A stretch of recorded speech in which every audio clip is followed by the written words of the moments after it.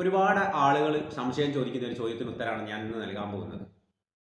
മഴക്കാലമാവുന്ന സമയത്ത് നമ്മുടെ വീടിൻ്റെ സിറ്റ് ഔട്ടിൽ നായ പൂച്ചയൊക്കെ വന്നിട്ട് വൃത്തികേടാക്കുന്നതിനുള്ള വലിയൊരു പ്രശ്നമുണ്ട്. പല ആളുകളും കുപ്പിയും അതുപോലെ റെയിൻബോ ലൈറ്റും ഒക്കെ വെച്ചിട്ടൊക്കെ ഒരു മാറ്റവും. പക്ഷേ എൻ്റെ വീട്ടിൽ ഞാൻ 4 വർഷത്തോളമായിട്ട് 300 രൂപ ചിലവാക്കിയ ഒരു സംഗതിയാണ് ഞാൻ കാണിച്ചു തരാൻ പോകുന്നത്. ഈ സംഗതിയാണ് ഞാൻ ചെയ്തത്.